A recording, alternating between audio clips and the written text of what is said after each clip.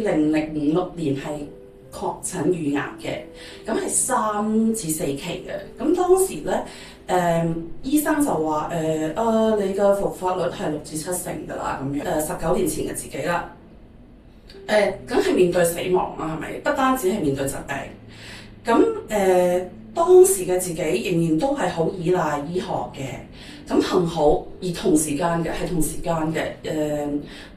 有位好好嘅朋友小朱老師，應該好多人都識嘅。咁佢嗰陣時已經係同許醫師，即係許天成醫師合作嘅。咁佢就話不如你去做一個個人諮商啦咁樣。咁所以當時我去照顧我自己呢一個疾病嘅時候咧，我係真係心病都有嘅，即係身體就交俾西醫啦，心靈個部分就揾許醫師幫手啦。咁咧嗰陣時就真係結合咗身心靈嘅幫助嘅。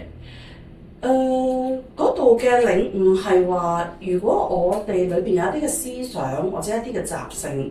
係會容易令我哋情緒啦，或者我哋而家講嘅能量嘅時候，會有一啲阻塞嘅話，疾病就會咁樣走出嚟嘅。咁好啦，今天去回望19年前嘅自己，又有啲咩領悟呢？原來疾病只係一個俾你重新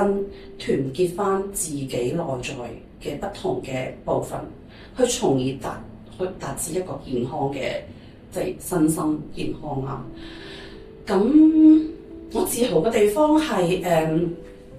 我真係學咗之後，我有用到啦。咁我只係揸住一句説話啫，我成日都係咁講，即係一句去用就夠㗎啦。咁我記得嗰陣時，許天成醫師就係提我就話其實你可能只係喺能量用咗一個創造嘅力量，我哋講創造一個你自己要去經歷疾病有佢嘅意義可。只不過如果我哋要創造健康嘅時候，咁將個能量相反，亦都可以體驗一個健康。咁我就揸住呢一個簡單嘅一句去實踐。咁今天